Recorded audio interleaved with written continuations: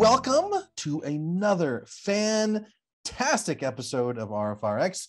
My name is Eric Wells, and I am the online programming director for Recovering from Religion.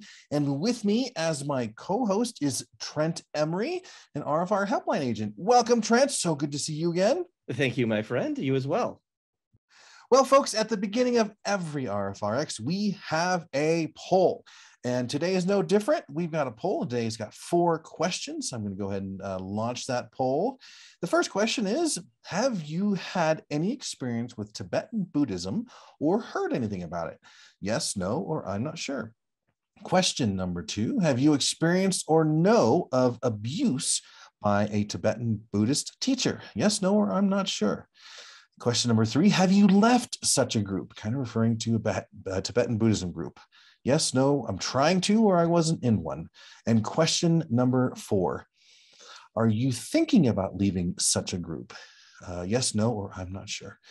All right, so that poll will be up and running while we're doing our whole intro, and we'll close it down once we begin to introduce our guests.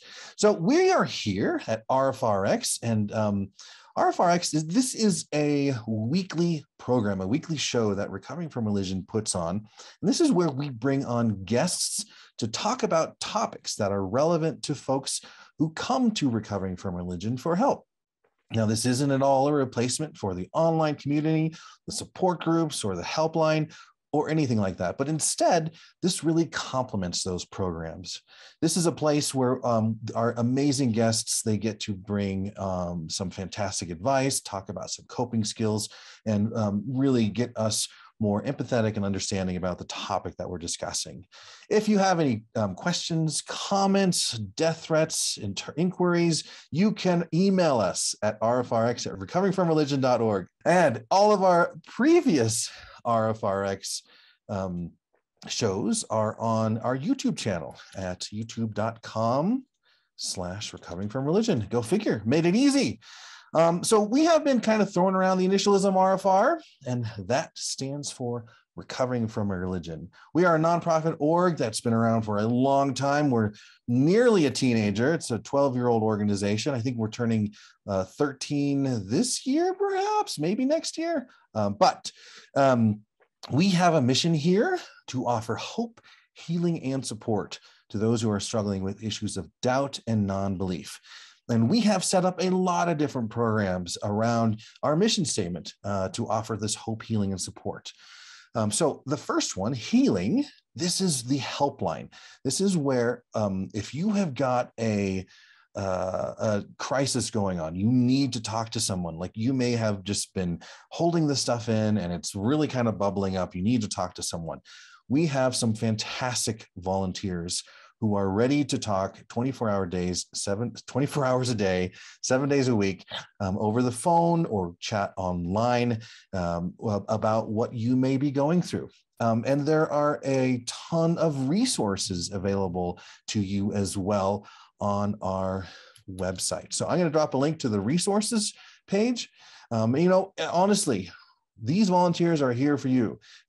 So if you need something, if you need to talk to someone, if you need a resource, please, please, please don't hesitate to reach out to us. Don't even think, I don't want to bother them. Folks, that's why we're here. Please reach out to us. Hope, that's another part of our mission statement. A lot of hope can come from just the sharing and listening to of different stories. Let's say I share with you how I was able to get through a tough time in my life, coming out of religion, realizing I'm a non-believer in a really conservative area. You may hear that story and think to yourself, gosh, that I can relate to that. And if he's out of it, if he's kind of worked through some of that, then perhaps I might be able to do that too. So it kind of gives us hope, that light at the end of the tunnel. And to do that, we have a blog, medium.com/excommunications. And on that are some fantastic stories, some fantastic articles. I'd strongly recommend you guys to go and check that out. And honestly, if you want to tell your story too, we're accepting article submissions. So don't hesitate to let the editors know that you'd like to submit something. In addition to that, we have a podcast. Now, some of the old Podcast episodes, they are more interviews with folks similar to the blog, kind of sharing some stories. The new episodes of the podcast are these RfRx episodes. All right, man, I have been running my mouth. Trent, would you want to talk about my favorite part, the support groups? I'd be very happy to. So yeah, in addition to all of those other resources that we also have support in many different varieties. So we have peer support groups. They're face-to-face in-person meetings. And now that hopefully, fingers crossed, COVID is on the decline, we're going to have a lot more of those, and we can see each other and see each other smiling and have more intimate conversation with each other. So please, if you're interested, find one nearest to you. You can find it on the website, and that is going to be placed in the chat. We also have something that I'm always very proud to talk about and can vouch for personally, and that is the Secular Therapy Project. And this will connect you with a licensed secular mental health care provider. There is no woo. They will not try to convince you or unconvince you of anything. They just provide the best care, the best science-based and evidence-based practicing, no proselytizing, and evidence-based treatments. You can check them out at seculartherapy.org. That website will also be in the chat. And then, of course, we have the online community, similar to where we're at right now. There's an online platform where you can meet like-minded people, and there's meetings on Sunday nights, which you can join. So if you'd like to join some of these, please contact one of the helpline agents. And I will throw it back to you for some other components of the community here and volunteering. Great. Folks, Trent had talked about the online community, a place where you can connect folks with people who are going through similar situations as you may be. But if you are kind of a non-believer and you're wanting to find a sense of community, there is a fantastic community at the Atheist Community of Discord. I'm going to drop a link into the chat. Right now, I am so grateful for them because they are streaming this show into their Discord channel. It's awesome. In addition to that, volunteering, folks, we are always in need of volunteers. Everyone you see here today has volunteered to be here to make this show happen. I'm not getting paid. Trent's not getting paid. Our amazing troll smashers, even though they should be getting paid, they are not. But we are all volunteering to do this, and I have gotten so much out of volunteering. I've learned some stuff I never expected to do, and I've also made some amazing relationships as well. So if you are got some time on your hands and you're ready to kind of help others kind of pull through what they're going through, consider being a volunteer. So I have been rambling on. We've been talking about this whole intro for a while. Trent, would you please do the honors and introduce our guest for this evening?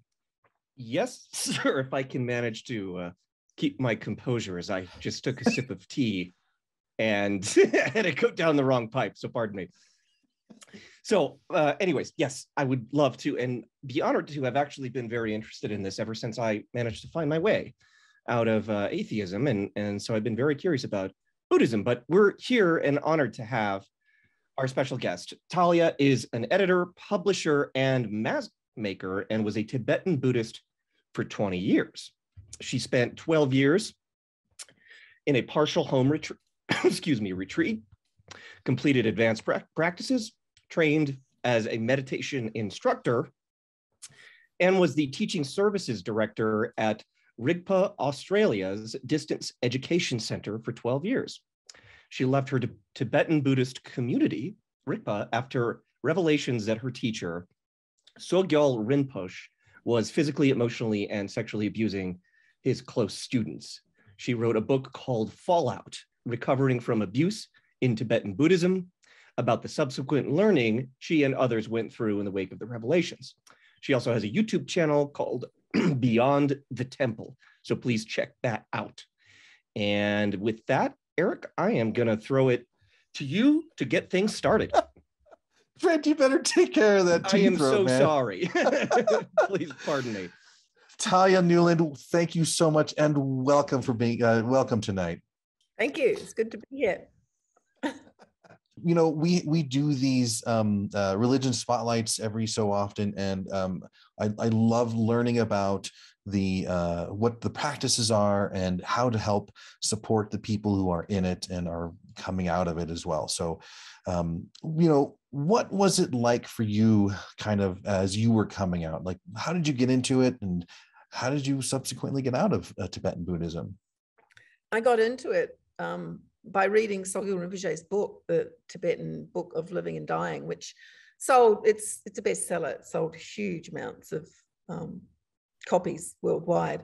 So a lot of people came to his community, Rigpa, after reading that book. And I never wanted a religion, but I found what was in that book spoke to me. And so I was interested. So I went along to a retreat, and I'd never learned anything about Buddhism at all. So it was all new, and it was all exciting because it was all new. And I sort of discovered that there was this like religious aspect to it, because the book was not so religious. It was just like more the philosophy. And then I remember walking into this tent and seeing this big shrine at the end, you know, very ornate. And I went, oh no, this is a religion. Like, that's how little I knew. But I thought, well, that's okay. I'll just, you know, just give it a go for a bit and see what happens. So I guess it was because I knew nothing about Buddhism that I found a lot of interesting stuff that I wanted to learn. And in Tibetan Buddhism, they teach teachings from the other forms of Buddhism as well, because Buddhism has got different forms. So what's called the Theravada, there's no deities in that form. That's like Burmese, Thai Buddhism, that kind of thing.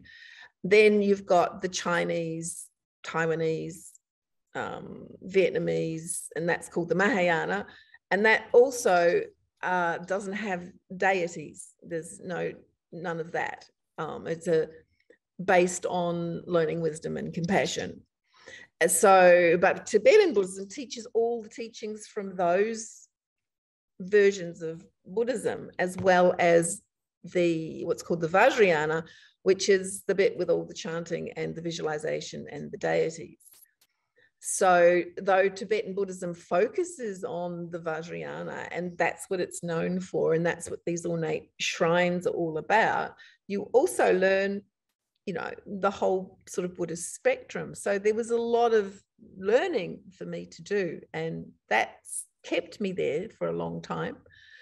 And that was why I did all the practices, because it made sense to me. I mean, initially it didn't, but I had this sense that there was some truth there, some wisdom there. So I kept sort of learning and delving and reading a lot of books until I worked out what this is a sort of a bit Tibetan way of viewing the world, but what the absolute meaning was of these practices. You know, because when you just look at a Tibetan Buddhist shrine, you think, oh, they're worshipping these deities.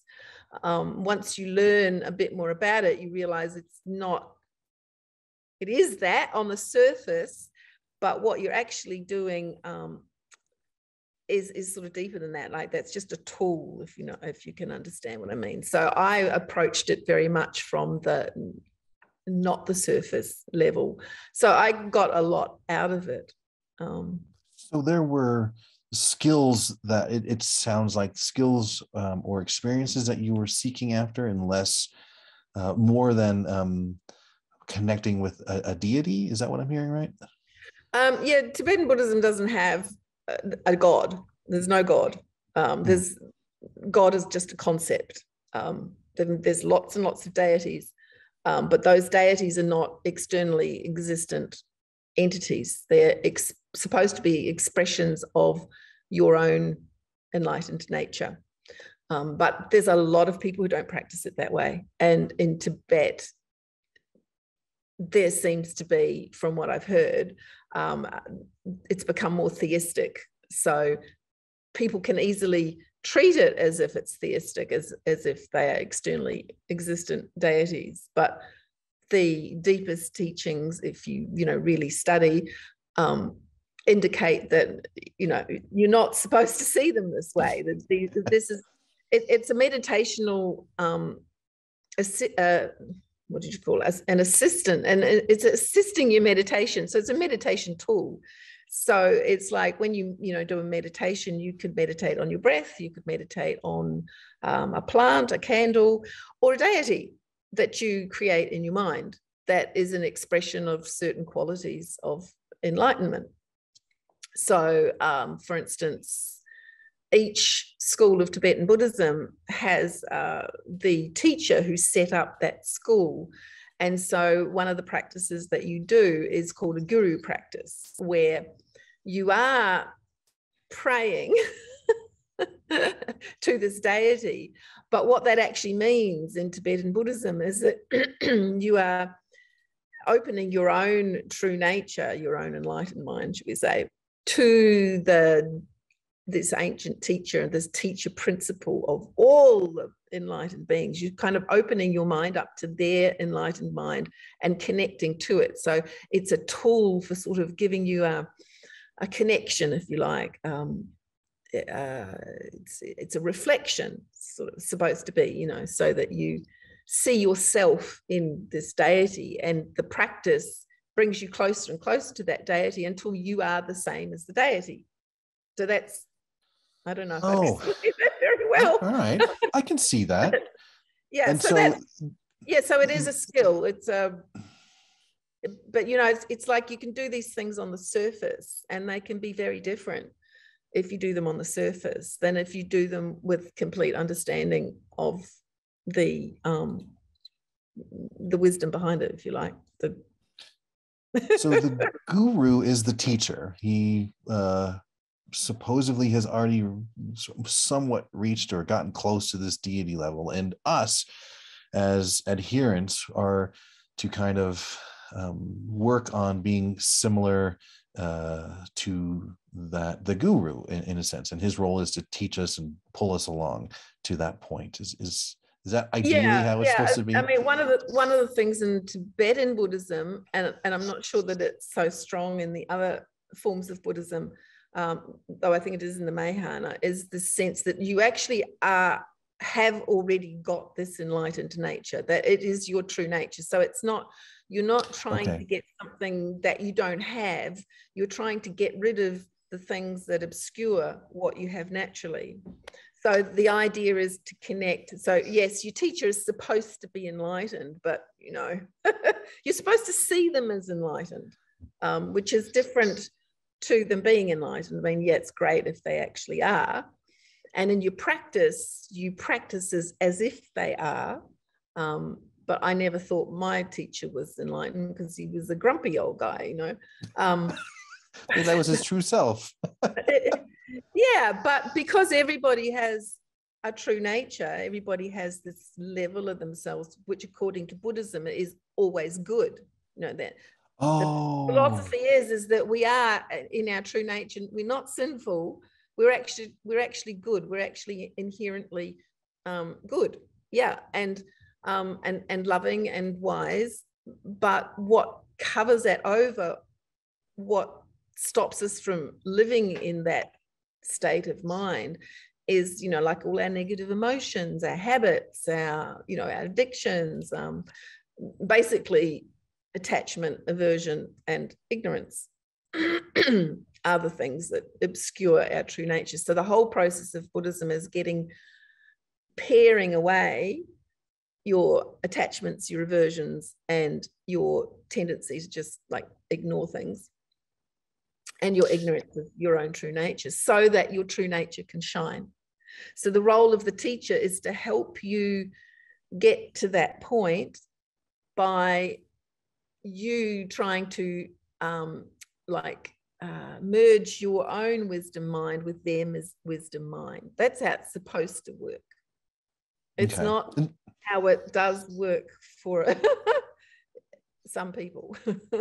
A lot of people. So so it sounds like that was maybe one of the first indications for you that this wasn't the right thing for you, and you started to walk away from it. No, it was the abuse. No, because because I always saw my teacher in terms of the practice as different to the man, I separated the man from the man's enlightened mind, you know, because it doesn't matter, like even Putin has an enlightened mind, right? Believe it or not. I mean, that's the philosophy, right?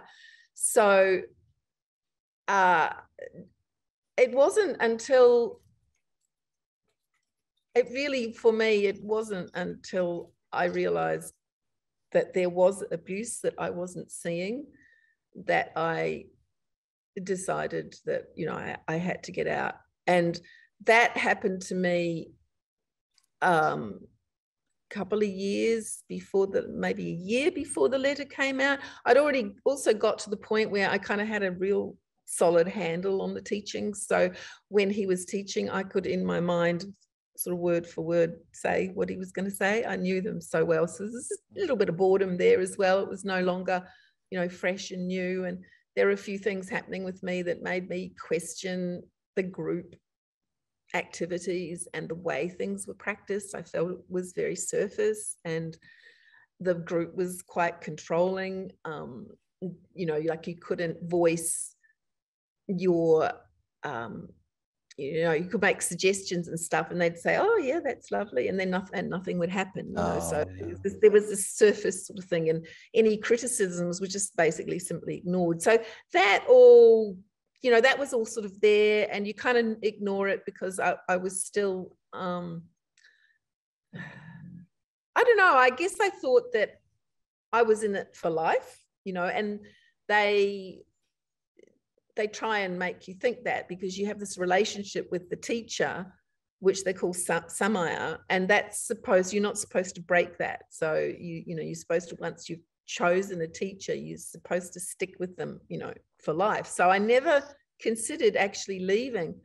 But one day, one retreat, I saw him like verbally abusing this woman in front of it. Was about 150 people, and he'd gathered, these were the oldest students, and he'd gathered them together for a special teaching in the evening. And so we all gathered there thinking we were going to get this, you know, high teaching, and he just destroyed this woman.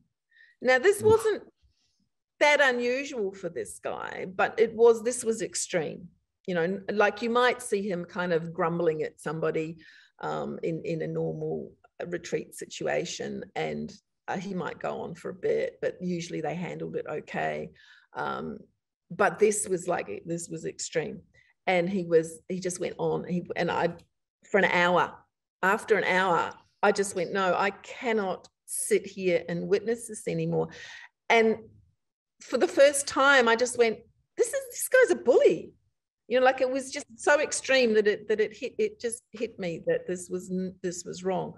And I just thought, okay, I'm never going to come back to retreat again. That was what I thought. I did actually go back the next year.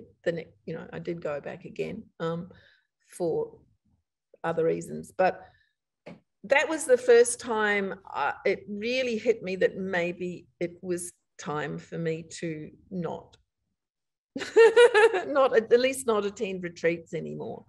So I was already, kind of, that was pretty disenchanting. And when I looked at the people watching, they're all just sitting there, no reaction. And I realized that that's how we'd been trained. We'd been trained to watch him abuse people, and all I had seen was this verbal abuse. But I had never, in my mind, I hadn't called it abuse at that point, because we were taught to see it as a teaching. He was supposedly teaching these people by being really honest with them, you know, but he was rude and abusive.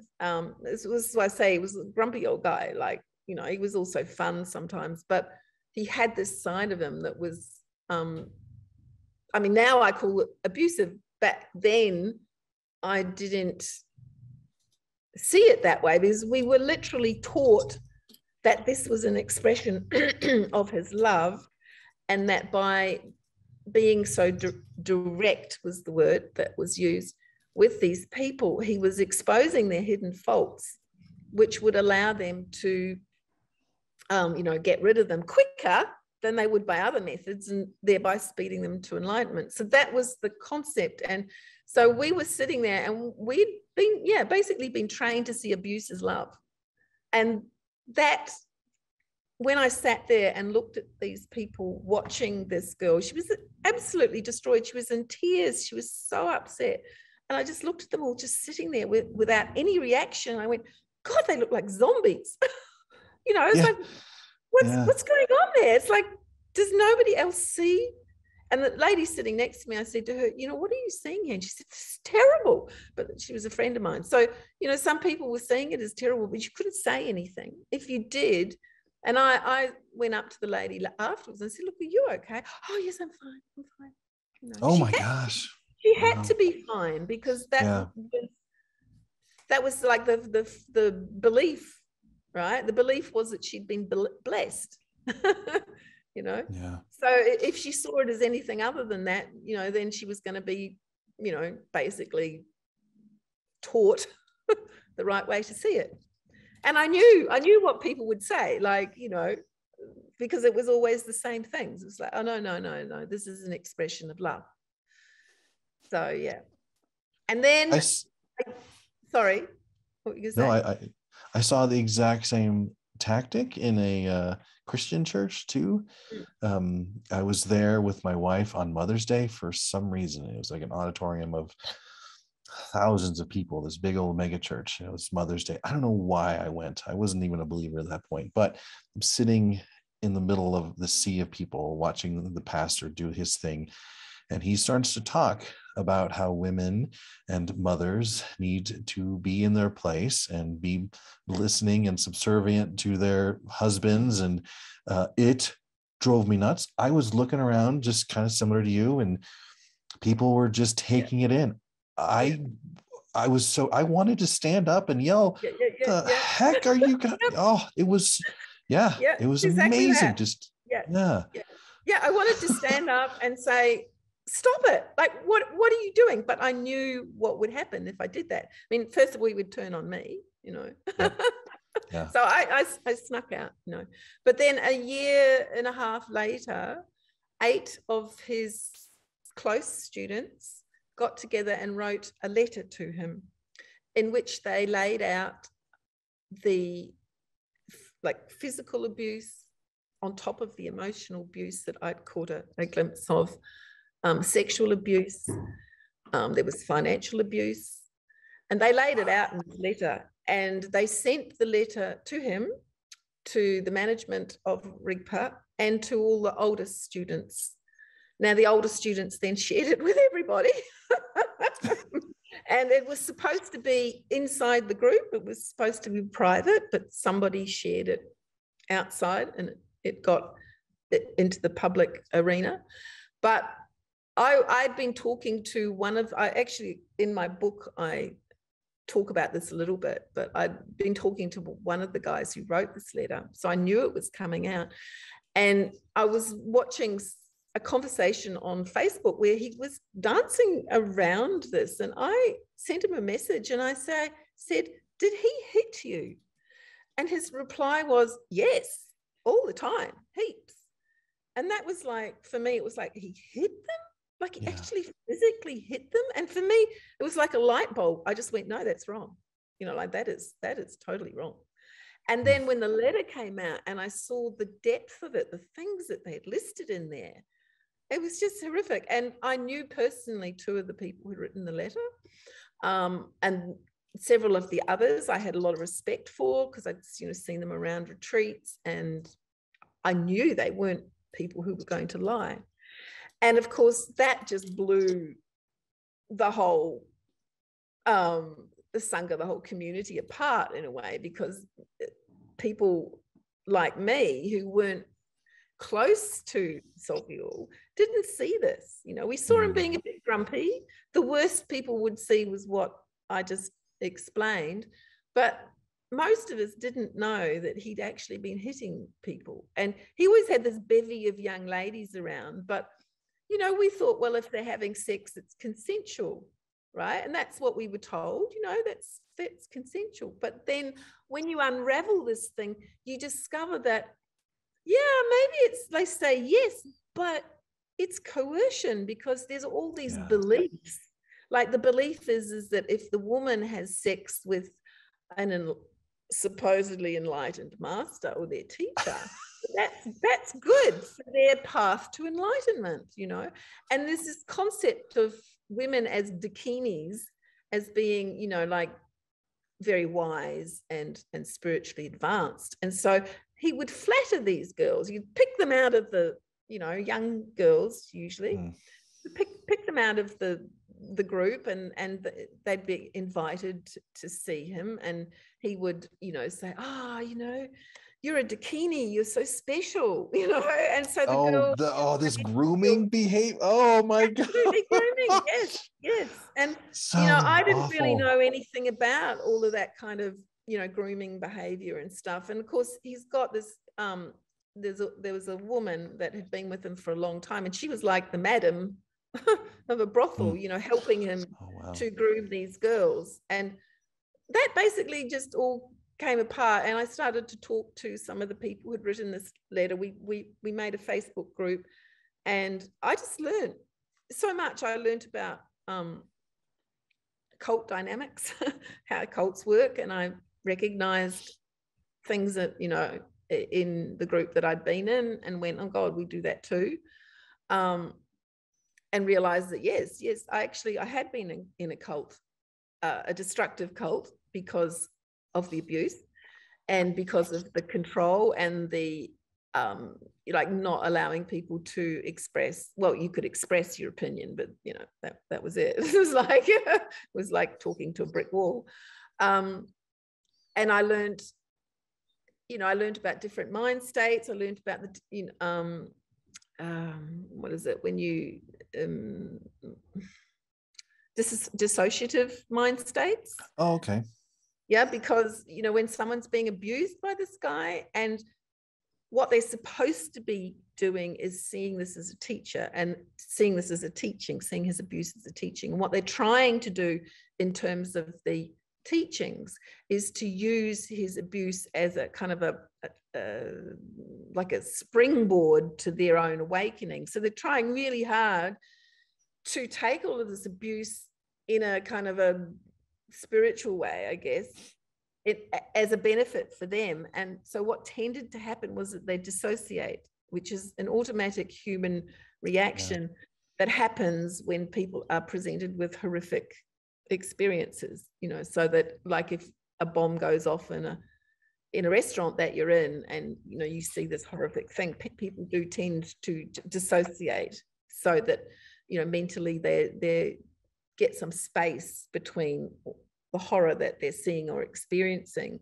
It's a protective mechanism, but it can easily be mistaken for a meditative state, right? Because it's it's a different state, right? So here are people possibly being abused and thinking that they're in what was called the nature of mind, the, you know, the enlightened state. We can all sort of have a little peek at every now and then. And they could easily mistake it for that. And so some people who were being abused, they still don't think that they were abused, you know, because they had these experiences from it, and they mistake it for something that's supposed to be, you know, a lot deeper than that. So I learned all of this stuff, and it was an awakening for me. And we had a, you know, much bigger awakening for me than Tibetan Buddhism. And because a whole lot of people left at the same time, I mean, we gave the management of the group the opportunity to do the right thing, you know, and apologize and support these people and provide therapy for them and all this sort of thing. And they didn't. They did everything wrong. And so a lot of people just left the group, you know, because they still haven't admitted as a group that Sogyal did actually do these things, even though there's been an independent investigation that said, yes, he has done these things, you know, and that independent investigation was by a top UK law firm. So, but they still can't actually admit that he abused. They can't use the word abuse because they still think, you know, they still think that that was a teaching. And they think that people like me who say, oh no, that's abuse, they think that we don't understand the teachings, that we're not looking at it the right way. But, you know, I know what the teachings are. No, that's just abuse, plain and simple. Yeah, yeah. And I know how beliefs can stop you from seeing, you know, what just a normal person can see. And I did actually just did a video on my YouTube channel about that, about how beliefs actually prevent you from seeing reality, from seeing what's happening. And so there were people, and you know, people who are still in Rigpa, who they saw all this stuff, like they saw it, they knew it was going on, and the letter didn't change anything for them because they'd already come to a relationship with it whereby they saw it as being a positive thing. Well, we've on this channel, I knew about the fight or flight response, but on this channel, we've had several other guests talk about another aspect of the fight or flight response. I think they call it fawning, where you just kind of go into this dissociative state, and then after it, it's like the best thing ever, and you really needed it, or you know, it was, you know, I'm better because of it, or I'm stronger because of it, and it's just trying to make the best out of a horrible situation. And I learned to look back over my experience and evaluate the different states, because there's also like just a normal trance state. And when you look at the Tibetan Buddhist teachings on what is called the nature of mind, which was what we're basically sort of looking for in enlightened mind, awakened mind, whatever, that's, you know, supposedly the aim, that was the carrot that was dangled in front of us. And there are teachings that are quite clear about what this mind state is. And when you compare it to, you know, what the dissociative state and what the trance state is, it's not the same, but it can easily be mistaken for it. And in the Tibetan teachings, they even there's a whole teaching on what they call lookalike states. And when you read the lookalike states, you go, oh yeah, no way. Yeah, that one's the it's like a trance state. It's, you know, it's a little bit dull, right? But the real state that they're talking about, the nature of mind, is not like that at all. But if you don't really, you know, if you don't really zone in and you don't really understand all these different states, and there was nothing within the group to give that wider education on the difference between these states, you wouldn't know, and you would easily mistake either of those two states, the trance state or the dissociative state. You could easily mistake them for, you know, the real thing, if you want to call it that. And the teacher definitely wouldn't bring this type of distinction up, would he? No, that would kind of give up the game. Yeah, and I realized that, like in the last few years, I got to a point where I couldn't actually do the chanting practices anymore. It was just like I couldn't do them. I just sit down, and it was just like I had no interest in them anymore. And I could go into the group situation where the teacher would be there and there'd be all the students there, and there was this, he called it atmosphere, you know, and it was very peaceful, but I found it also very dull. It's kind of like a dullness, and it made me want to go to sleep. And then I'd go outside and I'd sit and meditate myself and have a lovely clear state, and I'd go, there's something wrong here. You know, in there, it's supposed to be what I'm having out here, right? But it's not. And so I realized, once I started learning about these things, I realized that what he was doing was creating a group trance state. And when you learn about this stuff, you realize that there's something called the guru stare, right? Which he was really good at. And it's actually in the religion, like they all do this. Okay, you're supposed to look into their eyes. So everyone's sitting there looking into this guy's eyes, right? And if you want to look up the guru stare and certain, you know, research that's been done into this, if you do that, you go into a trance state. You know, so everyone's going, oh, this guy's so wonderful, you know, like we all go into the nature of mind when we're sitting with him, but it isn't necessarily. I mean, it could be, definitely for some people, but what I was experiencing and what I was able to analyze later in terms of a broader education was that there was a group trance state happening. So, this sounds really similar on the Christian side to us all singing together, a hymn, or even praying together. It sounds very, very similar in, I think, what us humans are attracted to, or kind of what feels good for us.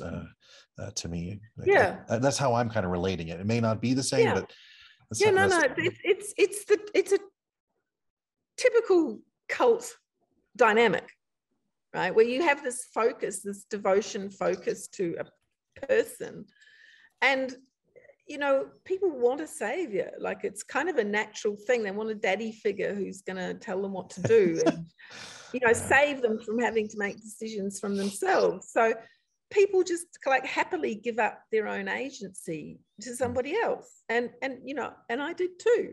And I think I was already kind of drifting away, but having this letter written, and then we had this group on Facebook, and having the support of other people who were going through the same thing at the same time, that was just really helpful for learning stuff, because people would kind of be doing some research and they'd find a link to an article and they'd share it in the group. And so we all learned, and that's what's in this book, right?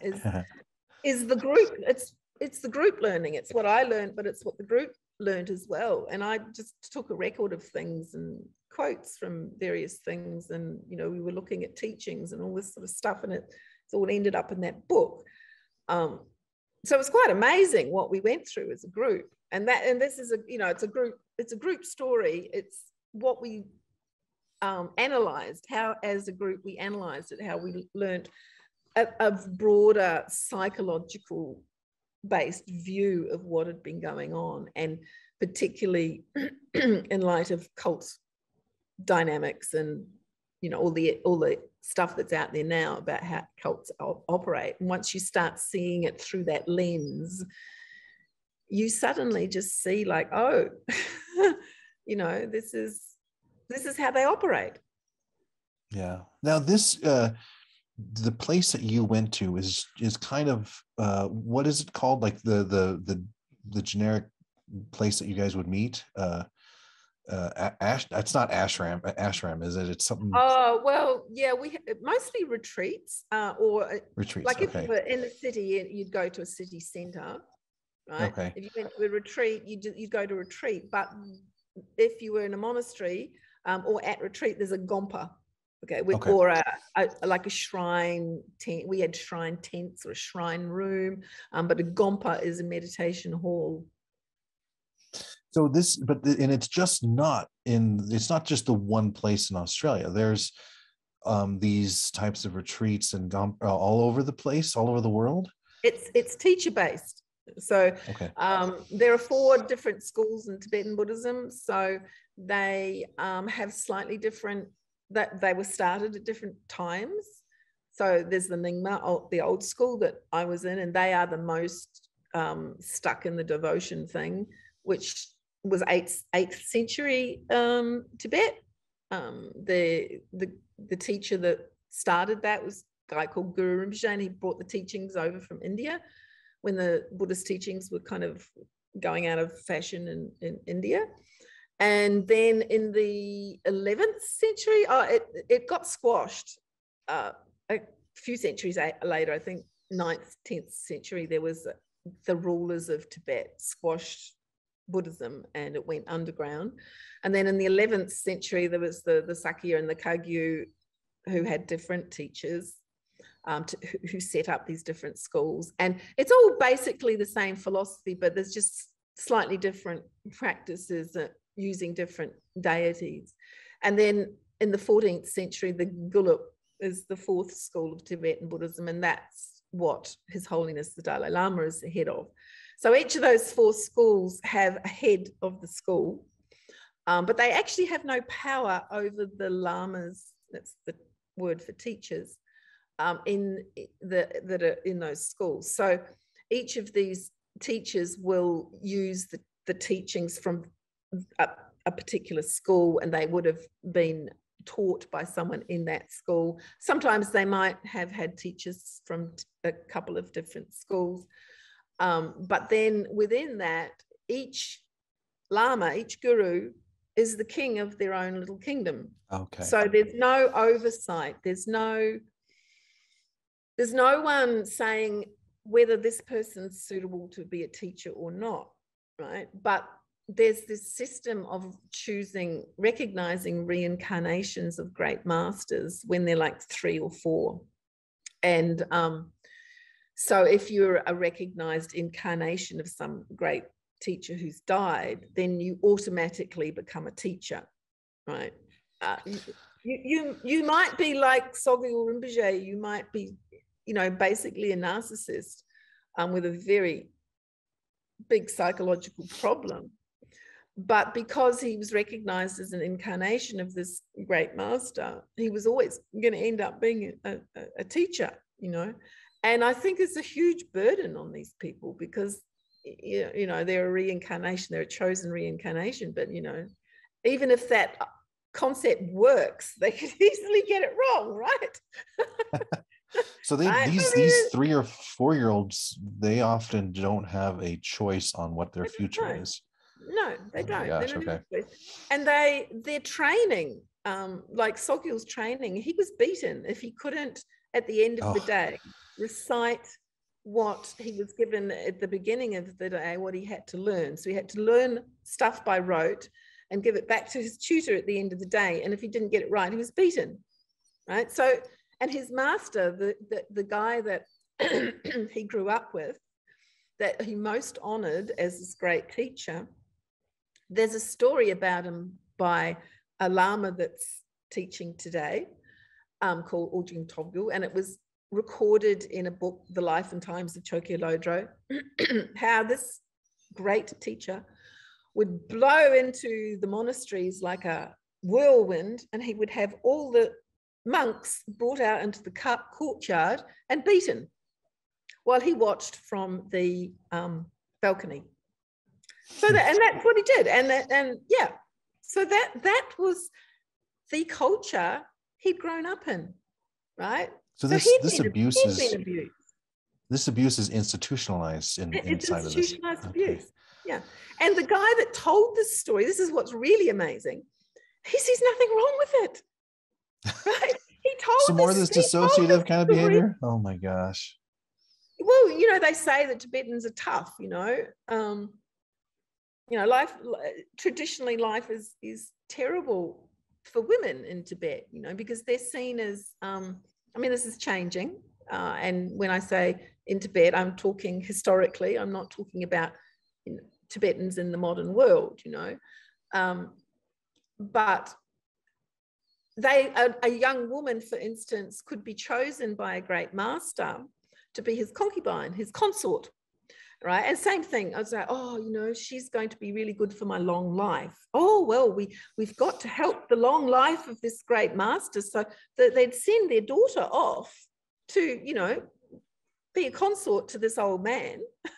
And it was the greatest honor. Wow. So this is the culture that he grew up in. So he didn't see anything wrong with it. He thought, and I believe that he genuinely thought, because beliefs have that power, that you can be generally deluded. He thought that he was being helpful, that this abuse was going to help people. So it sounds like the type of power abuse that was going on in the school that you were attending is rampant throughout, or maybe not rampant, but like it can easily happen and occur in other schools around the world. Group. Yeah. And has this happened before in other schools? Yeah, if you there are lots of instances, and even perpetrated by Westerners. If you have a look on the Beyond the Temple website, there's a section where it lays out, has some links to stories of abuse in various different communities. So that's not to say that everyone's like that. For instance, Mingyur Rinpoche is a modern Lama who I can pretty much trust that if you're part of his group, you won't be abused. I've had plenty of talks with his close students. I know a girl who was in Rigpa and she related to this teacher and she said he's completely different. So it's not, you shouldn't think that it's like that in all of these groups, but you need to be looking for a teacher who consciously understands the risks and consciously does not buy into that, I guess, doesn't believe themselves to be this enlightened being that can do no harm. Because once they start to believe that they can't do any harm, then they think that if they hit you, it's not harmful. What's that phrase? Absolute power corrupts absolutely. Yeah. And here you have a situation like in Rigpa, this situation where the older students would pull out, they would ask you for feedback on the teachings, and people would write stuff and they would pull out the gushiest stuff that, oh, Rinpoche, you're so wonderful. Oh, and they would read that to him to flatter him. And I remember sitting there, and some of these flattery sessions would go on for an hour and a half, 2 hours. And I would slip out and slip away and sort of pop back every now and then. Oh God, is that still going on? Because, it was just painful to hear all this gushing stuff. And I would write stuff that wasn't like that. And of course, that was never read out, And I knew of other people, because I would write, I think an hour and a half of listening to this flattery is not helpful. And that wasn't read out. So the idea was that they had to inspire him to do, magnificent teachings by flattering him. And the thing is, if you listen to that enough, and they would give these dissertations about how enlightened he was, how his sort of abrasiveness was actually crazy wisdom, and which indicated that he was a great Mahasiddha, a great teacher. And so there was all this sort of making him out to be this amazing enlightened being.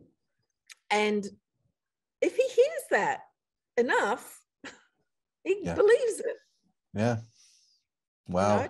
I can really kind of that the Buddha, if you're enlightened, you can't harm people, right?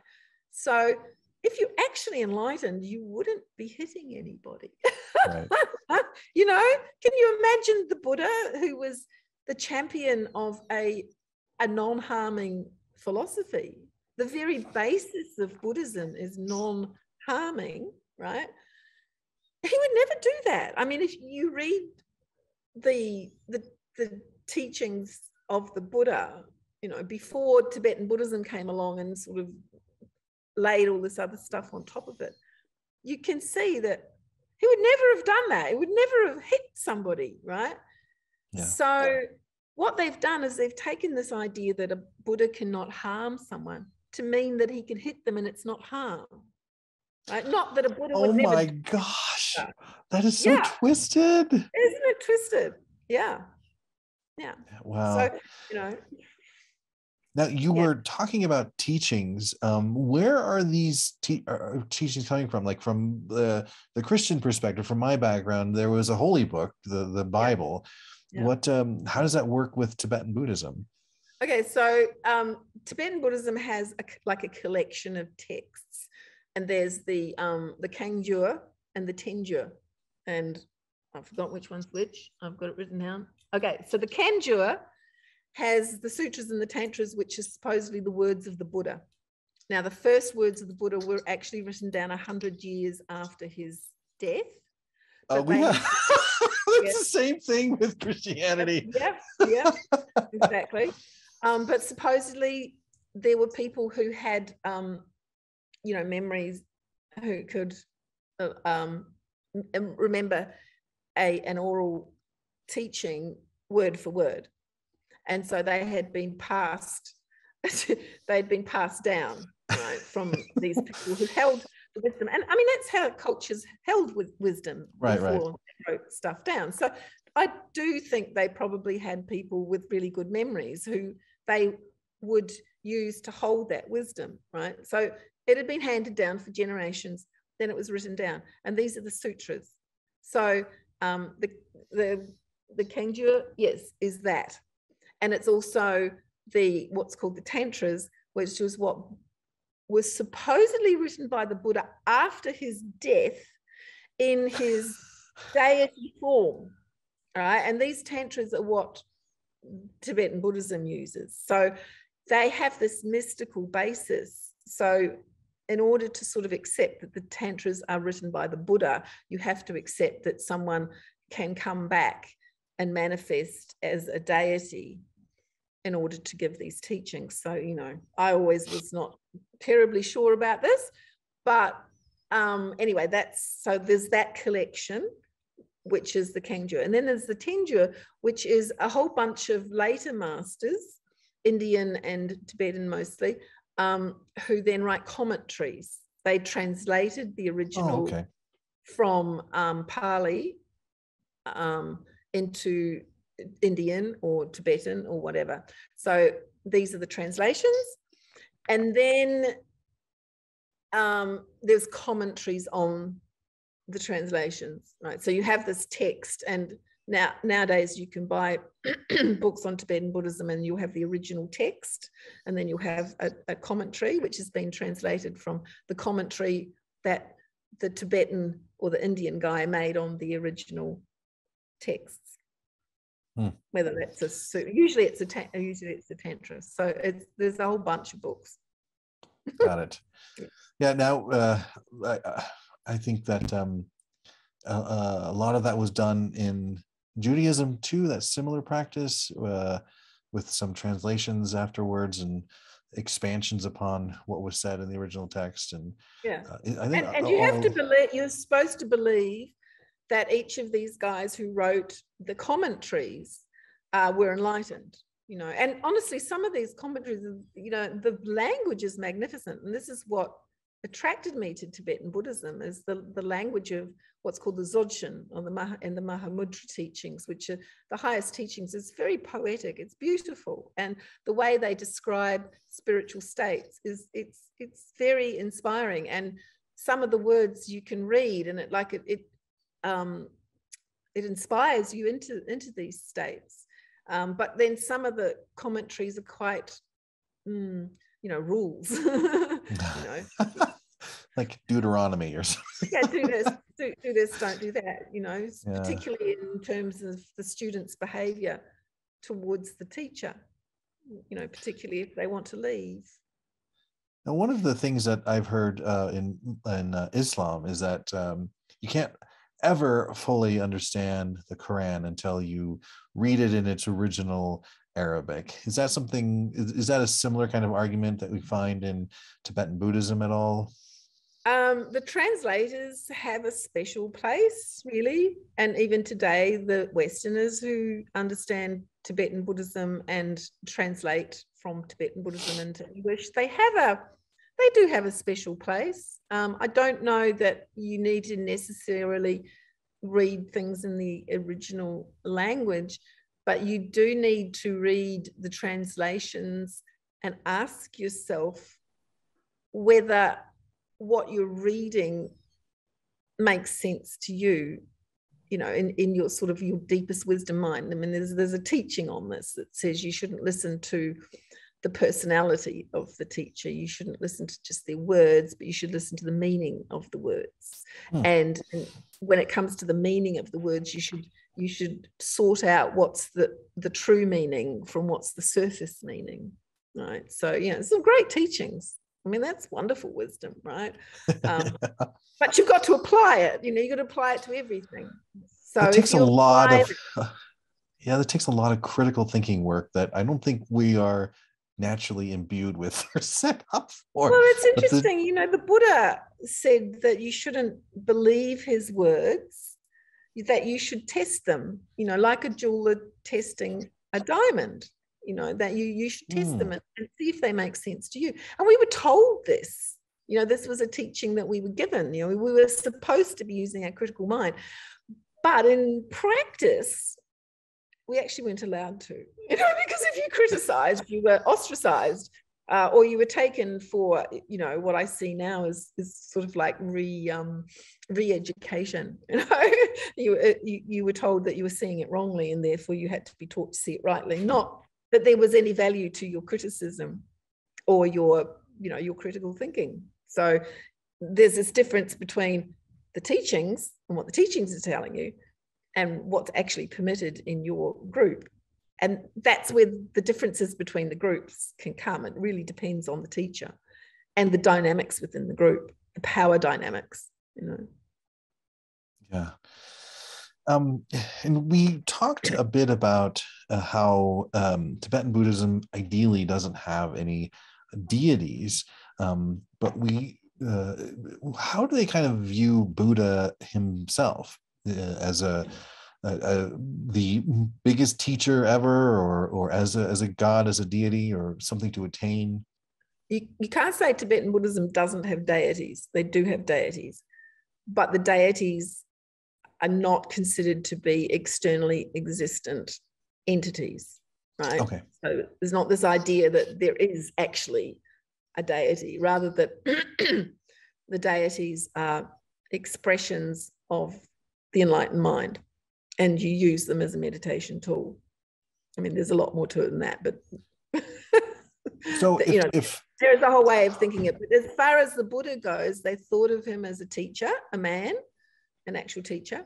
But then there's this Sambhoga, what's called a Sambhogakaya form of the Buddha, which, as I said, he appeared as a deity to give these teachings after his death. So they see that. So there's these two ways of seeing him. Yes, a historical figure, but also a deity. But as a deity, he manifests. As a deity, he's the enlightened mind, which then manifests as all these different deities. Got it. We 2 weeks ago we had a discussion about paganism, and there were some talk about the deities representing like a characteristic or a set of characteristics, and then sort of having a ritual or a chant or a spell kind of to focus on those characteristics, but encompassing it all under a name of some sort of deity. It sounds very similar to that. Yeah, it is. Well, for instance, you have the deity of compassion, you have the deity of wisdom. Oh, and okay.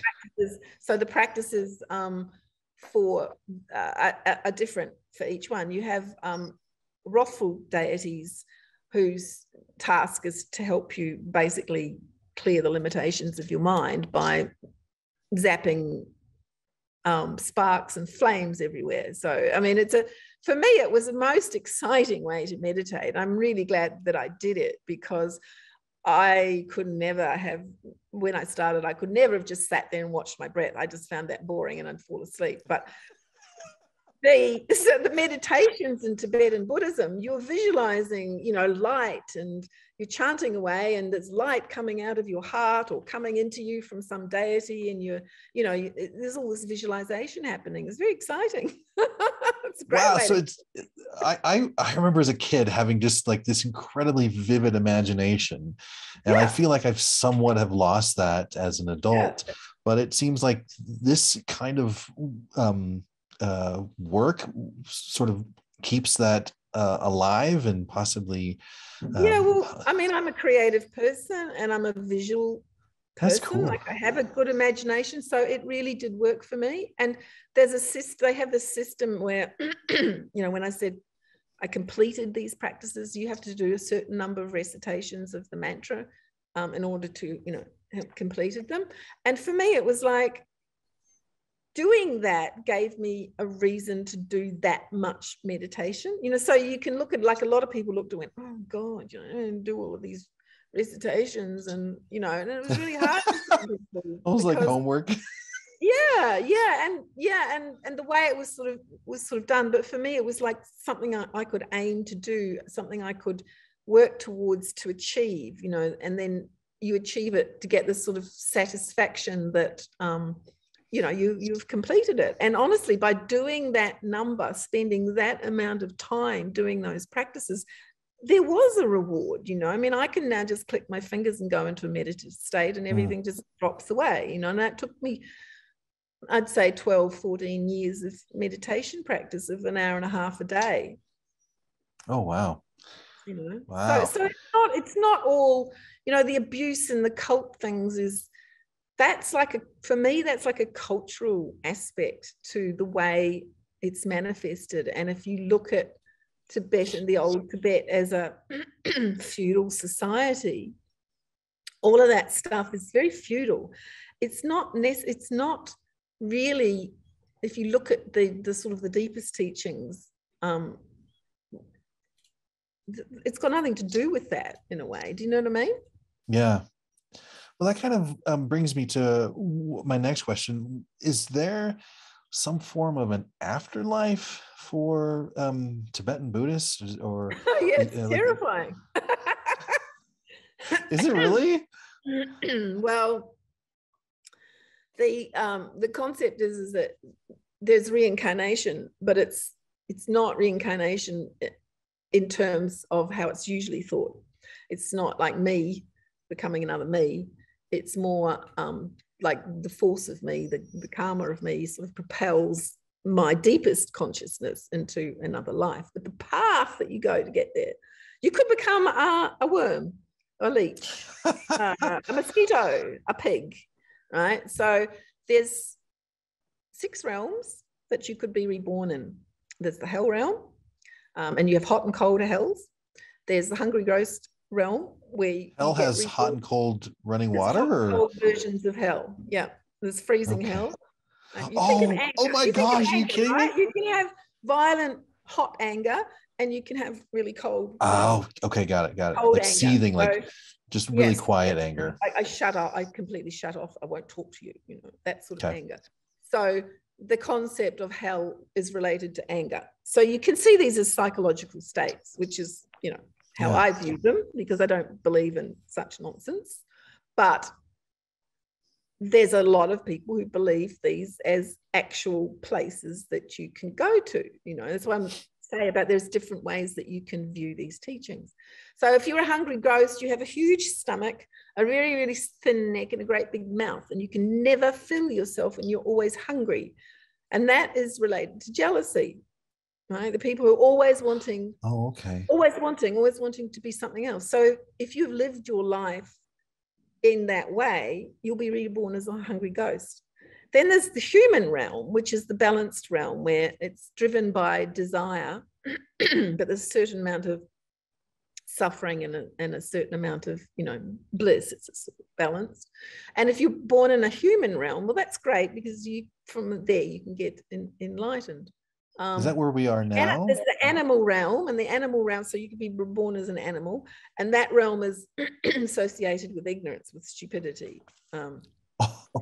And so if you have lived your life basically only looking at sort of like what's in front of you with no awareness, then you might be reborn as an animal. And then there's the God realm, which if you think of really, really rich people, the thing that they want, that's the God realm. Right, and you could be reborn in the God realm, but you can't become enlightened from the God realm, because there's no suffering. You know, you have to suffer in order to want to become enlightened. So those things you can see those as separate realms, or you can see them as places in our world that you could be reborn. So if you're reborn in the middle of a war, you could call that the hell realm, or you could be reborn, you know, just in a normal Western city, but you're really poor and really angry. So that is another way of seeing the hell realm. But when you die, you're supposed to, you know, if you do the right, if you're really spiritually advanced, you're supposed to go into the nature of mind, the nature of reality, and become enlightened. But the other option is that you get drawn, and you go through this. It's really quite a horrible sort of noisy thing where, you know, all these deities can attack you, and it can be quite horrific. And then out of that these lights appear, and whichever light you go to will determine where you get reborn. So sounds like a video game. I know. It's very vivid. Wow. But I read somewhere that somebody did some research on different religions' feelings about death and afterlife, and they found that Tibetan Buddhism had the highest rate of people being terrified of dying. Oh my gosh. Really? Do you, in your experience in these groups that you've been a part of, do you see that where people are saying, I am out of Buddhism, I no longer believe in it, but I am still afraid of this hell or this afterlife or what have you? Do you see that too? Yeah, I think the what I see most is because the relationship of the student to the teacher is primary in Tibetan Buddhism. It's something called samaya. And once you get to the higher levels, when you're just learning basic meditation, this is not really relevant. But once you commit yourself to a teacher and you enter into the Vajrayana, which is all the chanting and that kind of stuff, all the chanting and visualization practices, then your relationship with your teacher has to be kept pure. So you have to basically then do what you're told. You can't criticize him, all this kind of stuff. And if you break your samaya, you know, for instance, by criticizing him publicly, like me, then like a letter, you'll go, they'd consider that to be that you've broken your samaya. I mean, I consider that he broke his samaya with me long before. That's a good point. Flipping around.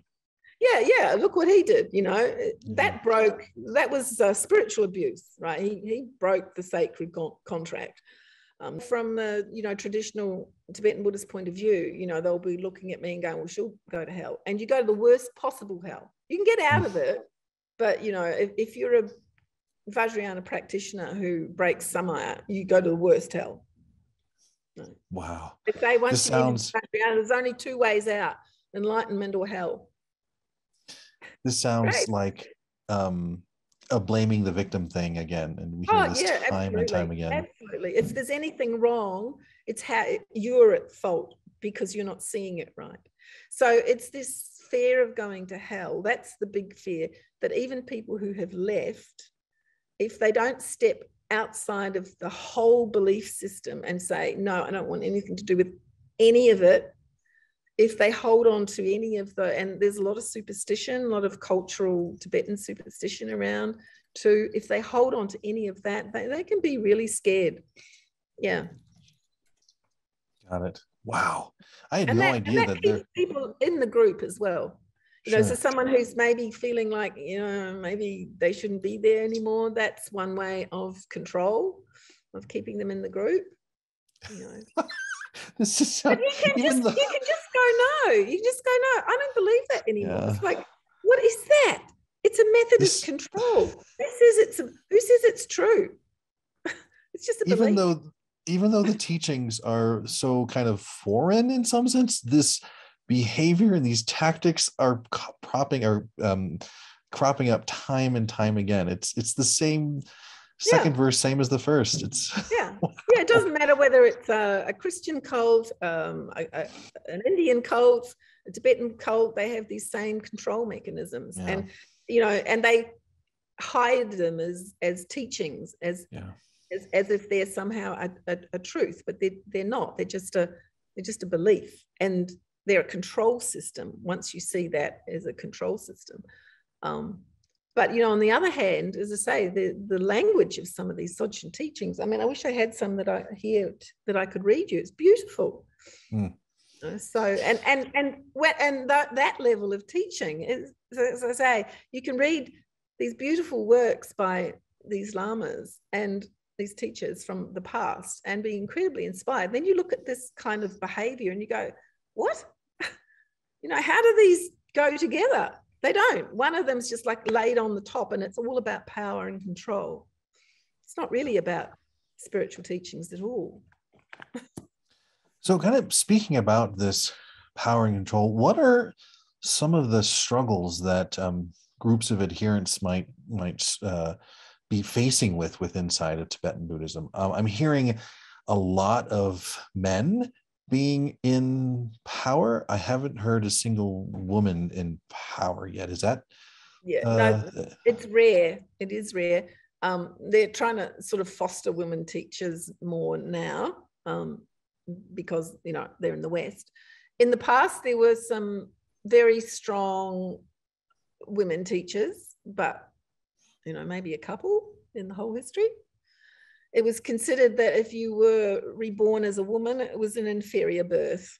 And of course it was inferior because you didn't have any opportunities. You know, you were a chattel, you were owned by the men, you were passed around, you know, given to the Lama who might give you to another Lama, you know. So yeah, in terms of their culture, it wasn't a great birth. And if you became a nun, you couldn't become a fully ordained nun. You still can't.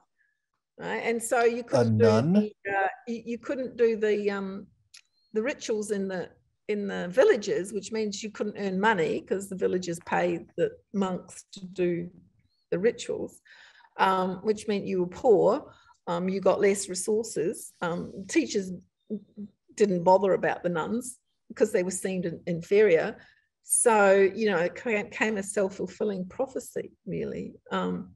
Now that's changing in a lot of the Tibetan Buddhist communities. A lot of women, and the teachers. There's a lot of female teachers coming out as well. Cool. So, you know, it's one of those things it's really cultural, not so much the religion itself. Like, there's nothing in the religion to stop a woman being a teacher. And if you're a teacher with your own group, well, that's power.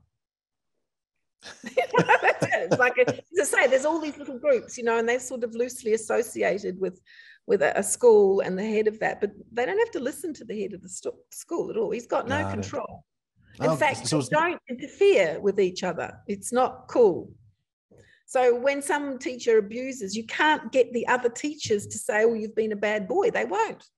They just won't. It's not done.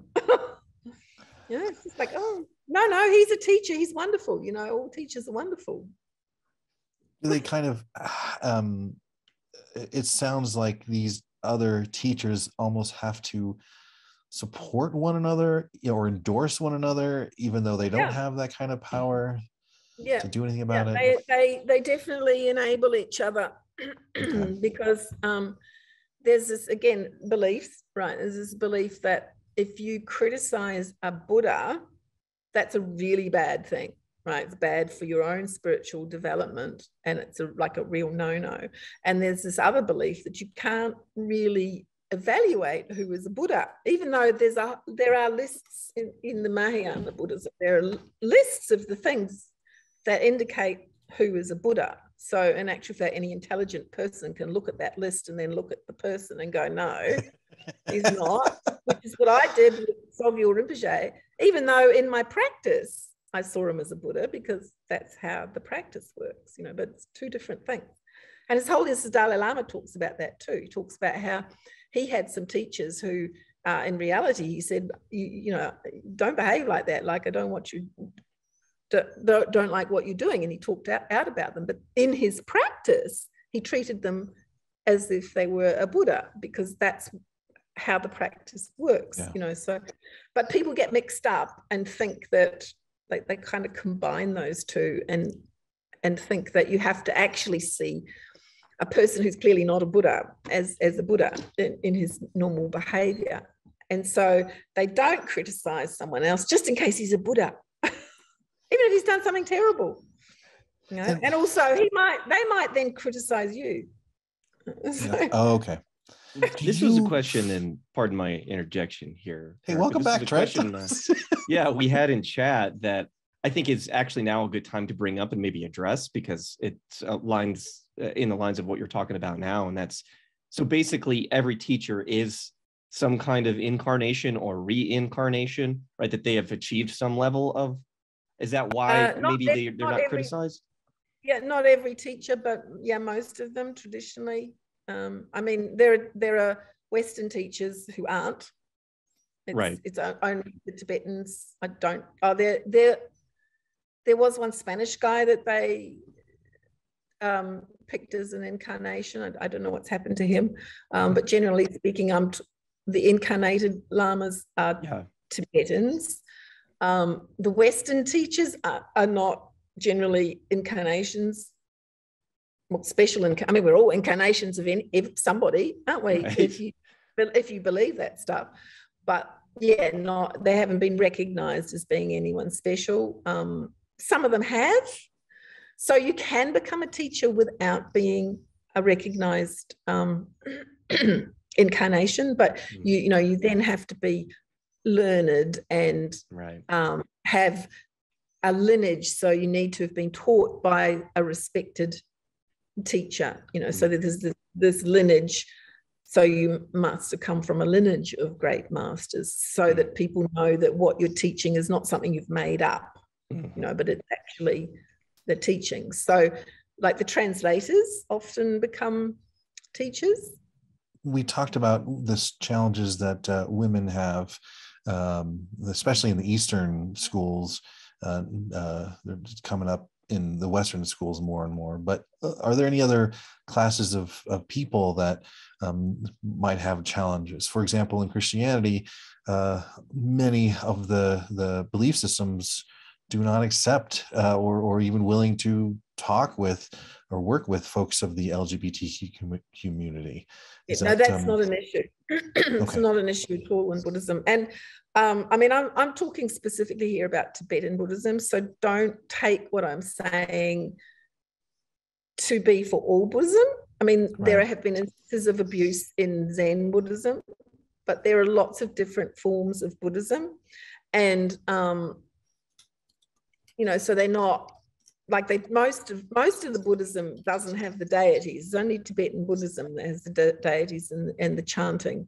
It's not to say that some of the other forms of Buddhism don't also have cult dynamics and abuse, but I don't know, because I don't have any experience in any other kind of Buddhism. I know intellectually what makes the different kinds of Buddhism different, but I haven't been in a different Buddhist group. So I'm talking specifically here about Tibetan Buddhism. And Tibetan Buddhism, as taught by a teacher that was born in Tibet, came out of Tibet in the early 60s and is very much steeped in the culture of Tibet. What about people who are transitioning out of Tibetan Buddhism? We had kind of briefly talked about, well, we did not briefly, but we did talk about how this fear of hell, like if you leave, you're going to go to hell, how this fear of hell still sticks around with some people.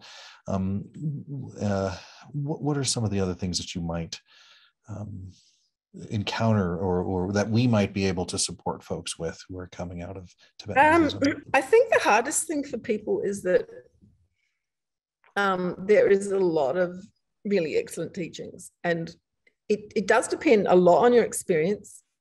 If, for instance, you're on the outer edges of a group and you actually studied Buddhism, then you have all the benefits of studying Buddhism, which is being called a science of the mind. It teaches you how to manage your thoughts, how to see your thoughts as just thoughts and not be ruled by your thoughts. It teaches you to have some, peace of mind, basically. It teaches you compassion. There are practices that will teach you to be more compassionate, to have. So there's a lot of good stuff there. And there's a lot of teachings about meditation that are very, very deep, that if you have practice to that level, you recognize that those teachings are reflected in your experience. So when you come out, you're left with this thing. It's like, well, you left for some reason, and that probably those reasons had to do with control, maybe an abusive lama, or just aspects, just cultish aspects in the group, or maybe you just grew out of it. So if you want to take some of it with you, you have to be careful not to take what I call the cultural overlay, the feudal aspects, the aspects that are really got to do with keeping the lamas on their throne and keeping their students' money coming in. And making the discernment between that is difficult when you've been imbued with this idea that you have to have this complete and utter devotion to your teacher. I mean, you can leave a teacher, but you're supposed to do it quietly. You're not supposed to talk out about them. You're supposed to just quietly disappear, you know, which for somebody who's experienced abuse, that's really difficult, you know, because it makes it hard for them to even admit it to themselves, you know. Yeah. So yeah, I think separating the good from the bad is, for me, that was the biggest challenge. And I had to just drop it all. And then out of that, and then, you know, when I got back to actually being able to meditate again, the sort of the bits that I suppose it's not that I'm going, oh, I want to keep that. It's more that there's aspects of the teachings that they're just part of me now. And I don't need to get rid of them because, you know, these are things that they're good, you know. Being able to practice loving everyone regardless of who they are is a good thing. You know? There's nothing wrong with that, right? So it's not, for me, a matter of like I'm holding on to that. It's just that's part of me now, you know. But I think it's good to just drop the whole lot, because there's a lot of superstition in there. You know, just go, no, don't believe any of it anymore, and just trust that the good stuff, it'll stay with you. It'll stay with you anyway, because you know in your heart, you know what's good and what's not good. And by doing that, you take the angst away. You know, it's like, just trust that the good stuff is going to remain in you because you're a good person. And if you chuck the whole lot, you know, then, but we've found that years afterwards, something, you know, you'll be doing something and you'll just, some weird belief will sort of come up that is a limiting belief, and you'll sort of go, oh God, you know, I didn't know you were there. And like one of these was this belief that the most important thing in your life is your spiritual practice, and that should be more important than anything else that you do. And about 2 years, maybe 2.5 years after I left, I discovered I was having this terrible angst because I wasn't doing any meditation practice. And I couldn't work out why it was such a problem for me. You know, like, why did I keep trying to do, like, you know, why? And then I discovered that I still held this belief, and I had to like see it and go, no, it's not the most important thing. There's a lot of things in life that are important, you know, and me just being a good person is actually more important than any of that. So, you know, they can end up being these hidden beliefs that sort of hang around for a while. So, you know, you just have to be aware and just watch your mind. Oh my gosh, that is another parallel that as I've transitioned out of religion, I've had the exact same experience. I had to come face to face with my old belief, and then I had to honestly re-examine it. Do I believe this anymore? Do I need to? Is this important to hold on to? Wow, that's that's so similar. That's right. The way I'm kind of envisioning Tibetan Buddhism is that it's here in the West, it's relatively new, but I would imagine in the East, it's something that went back all the way to the 8th century. Is when it comes to leaving Tibetan Buddhism, are there issues with families kind of disowning the person who's leaving? Is there that kind of all of that? I mean, Buddhism itself stems 500 years before Christ was born. So the Buddha was born 500 years before Jesus Christ, right? So I think it's 500. Someone, was it 500? Yeah, I think so. So Buddhism has been around for a long time, and the tantric version of Buddhism was in India before it came to Tibet. The 8th century is when it came to Tibet. So that was the beginning of the Tibetan version of the Vajrayana or the tantric Buddhism. But yeah, I know of one guy whose family is still in Rigpa, and he left, but his wife wouldn't come with him. and the children are still part of, they still go to the events and all of this kind of thing. And yeah, he has a great deal of trouble trying to communicate with them or have anything to do with them. In many cases, though, people come to Tibetan Buddhism as adults, so they have a family outside. It's more your friends will suddenly not be friends. Your friends will suddenly be saying really nasty things to you on Facebook. Or what tends to happen is if you leave, and particularly if you start telling people what was going on publicly, they will try and make out that you're unstable, that you have some reason to be annoyed. You're trying to get back at someone for something. Like a common one is for women who speak up about their sexual abuse. They say, oh yeah, well, she's just a jilted lover, or that person is mentally unstable. They're suffering from mental illness. That kind of thing is what you hear. And when I was in the group, and you'd ask, say, where's so and so gone? You would just get out, oh, they're not well. they're not, they're mentally, they've sort of had a breakdown, or they're just, or they'll just not know. Like it's all just cut off. So people that I thought were friends and that I thought knew me would then like they were then thinking that somehow I'd turned into this really nasty person. Like I've never been like the person that you're thinking that I am now. But they demonize you. Yeah. I've got one kind of last discussion bit before we move on to the Q&A. I have learned so much about the belief system and kind of what people go through, and what do you think what are some good tips or ideas on how I, as a Westerner who's not ever been in it, how I could support someone who is coming out of Tibetan Buddhism or transitioning out of it? I think any of the methods that, in the cult literature for supporting someone coming out of a cult, they're all very helpful. I honestly do think that if you're coming out of Tibetan Buddhism, so pretty much everyone who's coming out of Buddhism, they read this book, and it's just really helpful because it goes through all the stuff, all the questions that come up for you, all the issues. I go into it, all the beliefs that could have been distorted. So that, I think that would probably be the most helpful thing that you could offer to someone in terms of, like material.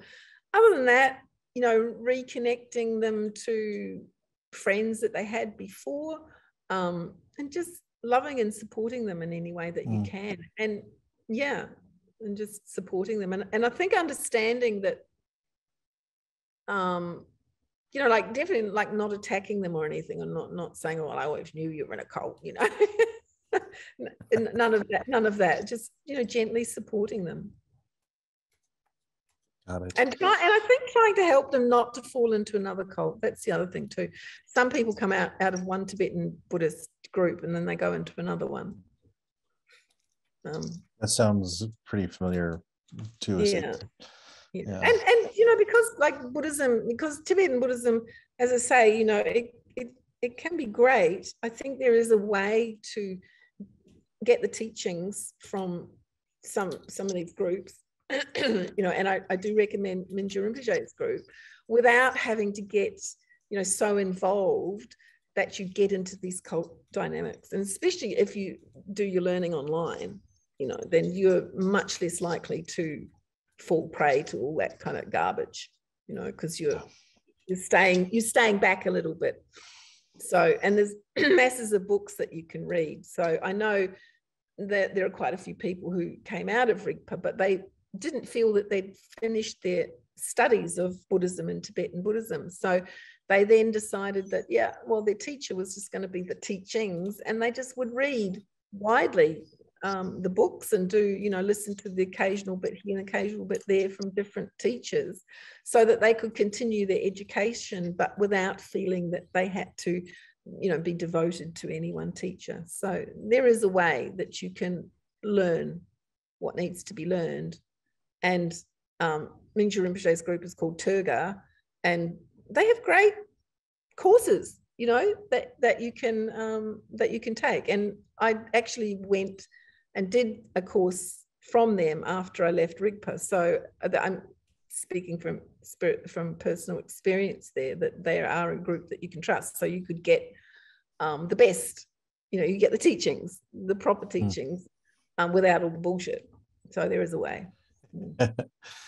Tahlia, thank you so much for sharing this with us. We have had so many questions, and yeah, I can see them popping up.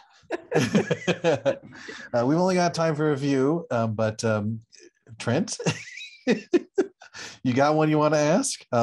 I'm going to go ahead and drop the resources and more about how you can reach out to Tahlia in the comments. But yeah, I would strongly encourage you to check out her book as well. And I popped up an image of it. So Trent, you got a question?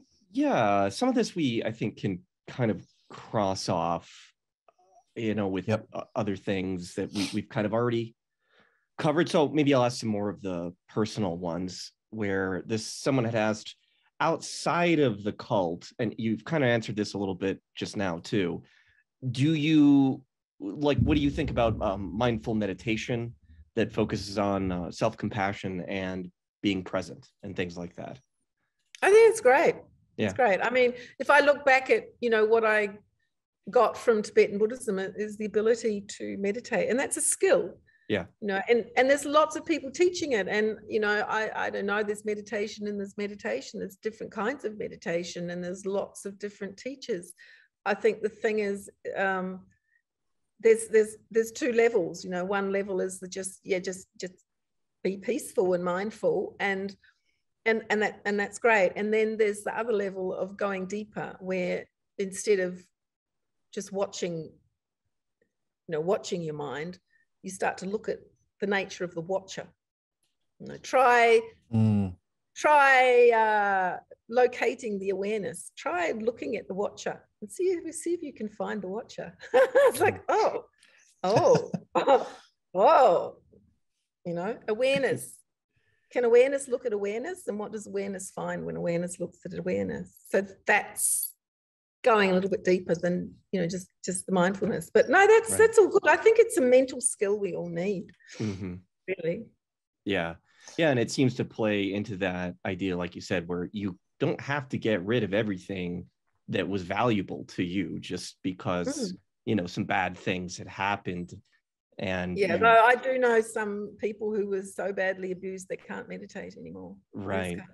You know, and because some people didn't have the chance to do a lot of study. They were plucked out of the group early on in their in their Buddhist experience, and shoved in front of the teacher. You know, perhaps they had skills, for instance, perhaps they had technical skills that were needed by the group, and so they were promoted to a role where, for instance, they were, you know, setting up all this technology and stuff, but they never had time to do a lot of study or a lot of practice.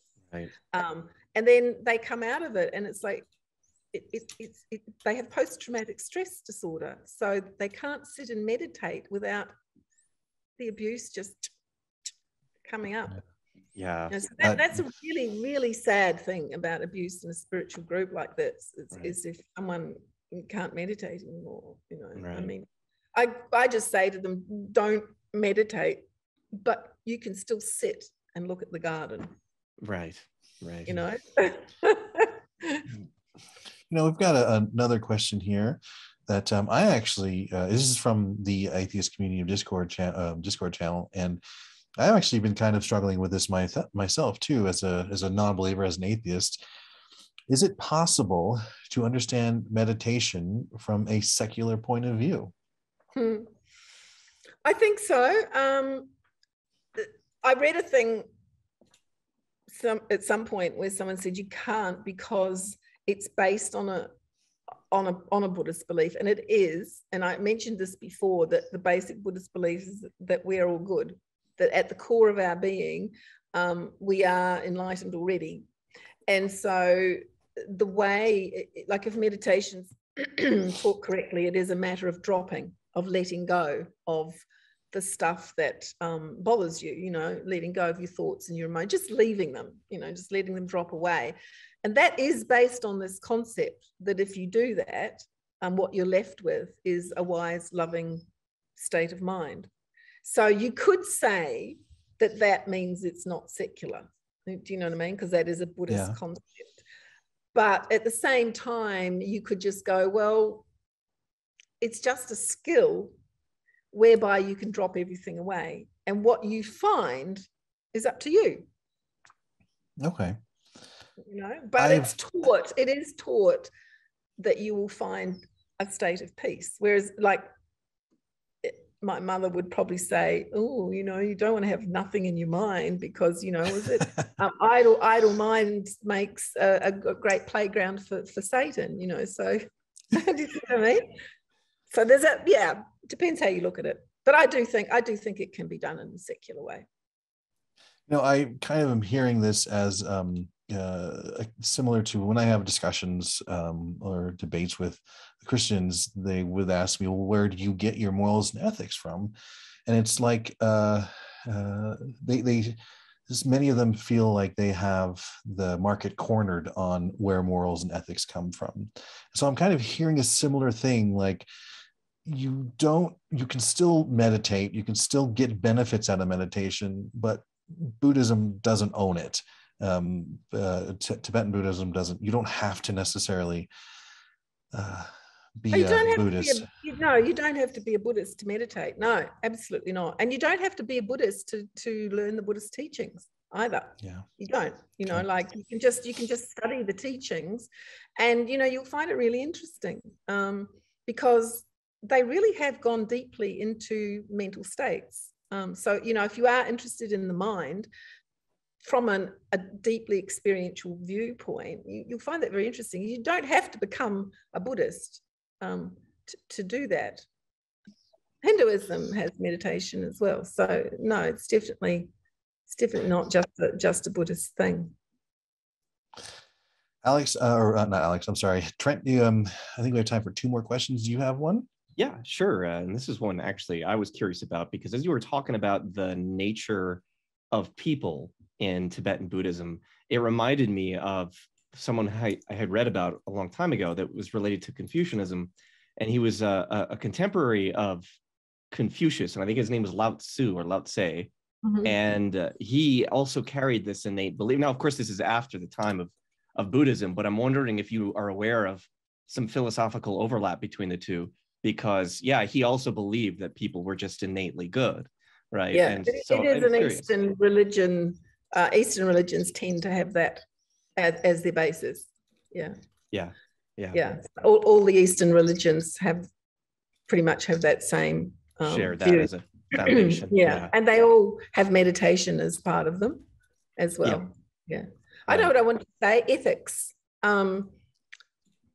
I grew up a Christian, so I have a very strong Christian ethical basis.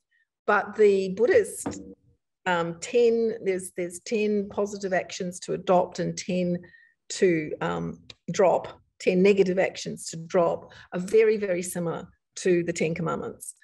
So you know what was really bizarre about what happened in Rigpa was we sort of would look at these 10 negative actions to drop, you know, the main one, which is not harming anybody, and you look at the teacher's behavior and go,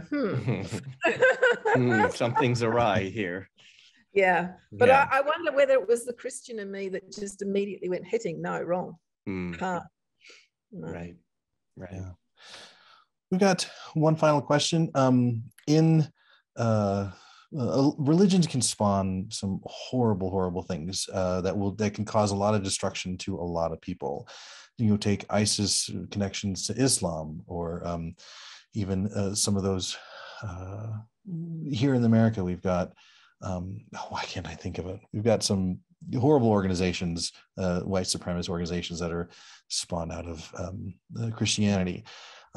Is there something similar, it's an analog to that in Tibetan Buddhism at all? Are there groups that have hateful messages because of I think the Nyingmas that I was part of, the Nyingma school, for instance, the people that spoke out, one of the teachers that they still have in Rigpa said that they had been possessed by demons. And one girl said that when she was told Sogyal Rinpoche that she was leaving, he said, if you leave, your parents will die spitting up blood. And there's, this history of sort of supposed black magic where they believe that they can actually cause these things. So, and this is the oldest school of Tibetan Buddhism. The ones that came later had a kind of a revisionary view, like they changed some of these things. So this is the oldest one, the one that's really steeped most in superstition, and has overtones from the Bon religion that was there. I mean, I think they all do, but this one in particular. So I would say, and other people would maybe disagree with me, but I think the Nyingmas are the most dangerous. But that's not to say that there isn't in the Dzogchen a lot of brilliant stuff that really helped me. But there's this overlay of sort of superstition, and superstition it can be quite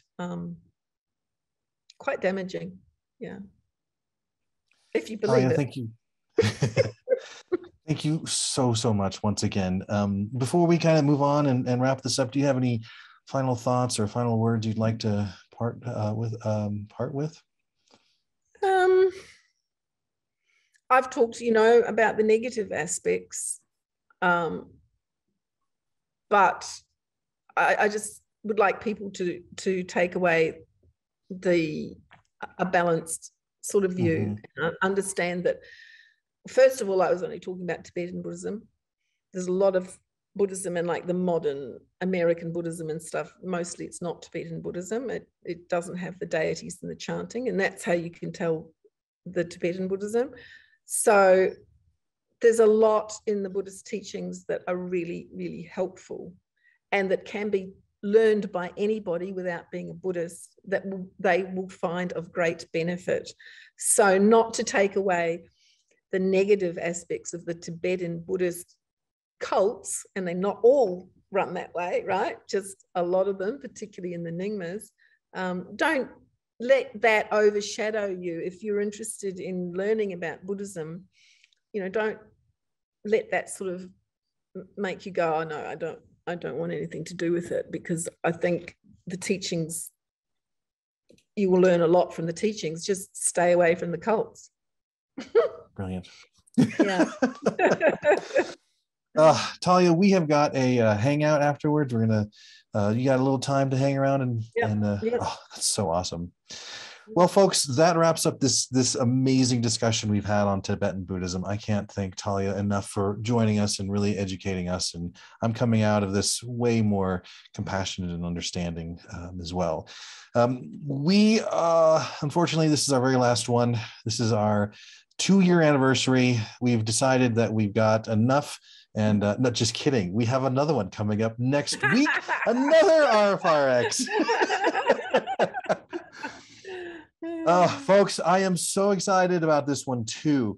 Our very own RfRx Troll Smasher, Glenda Jordan, is coming on, and she is going to be talking to us about objectification versus empowerment.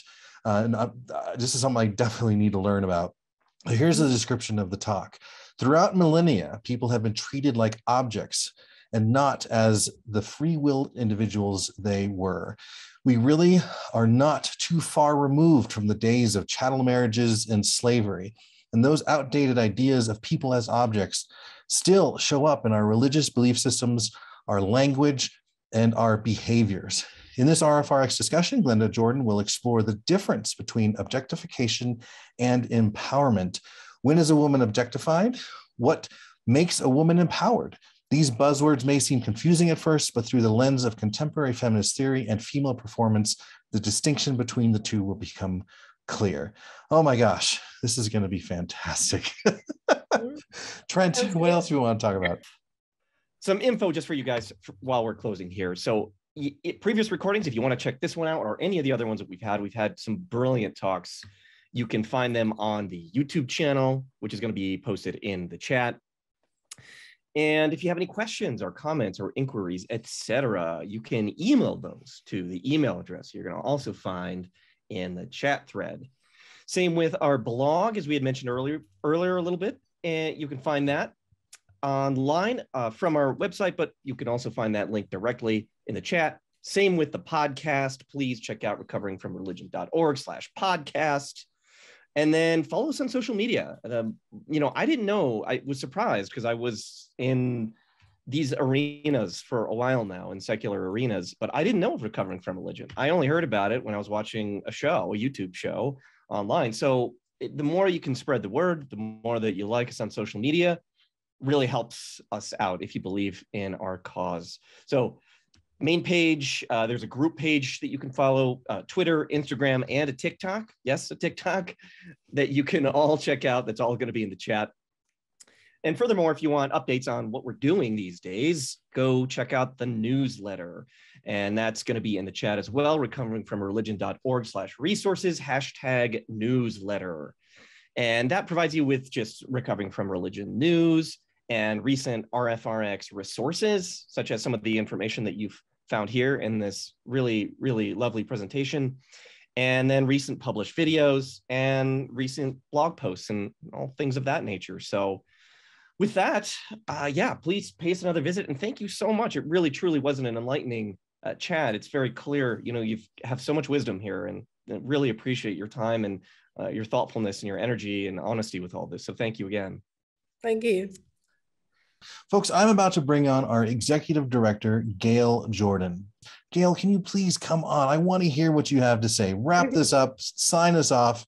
How are you doing, my good friend? I'm so good, Eric. Thank you for that lovely introduction. Thank you, everyone, for coming. And Tahlia, thank you for an extremely informative presentation. I knew very little about this, and I'm coming away with much more knowledge about that. I am not surprised by the underlying vein that goes through all religions, the authoritarianism, rules interpreted the way the teacher says that the rules are interpreted, that learning requires suffering and sacrifice, which in some cases, perhaps it does, but always in religion it does. Threat of eternal punishment, all these themes that are run through every kind of religion. And I didn't know that it applied to Buddhism as well. So thank you for sharing all about that. Tahlia, thank you again for sharing, as both Trent and Eric said, from the heart. It was definitely felt that this was a very real, very genuine, painful experience for you. And I know that's not always easy to share. So we thank you for that. Eric and Trent, thank you for being wonderful co-hosts like you always are. Nikki, thank you for doing your Discord duty. Glenda, thank you for smashing and smashing and smashing, troll smashing. And thank you to our hosts. I believe that's going to be maybe Rob in the after party. So stick around. This is the informal time so that you can chat with one another and get to know one another and talk about what we have learned tonight. And thank you again, everybody, for attending. See you at the party.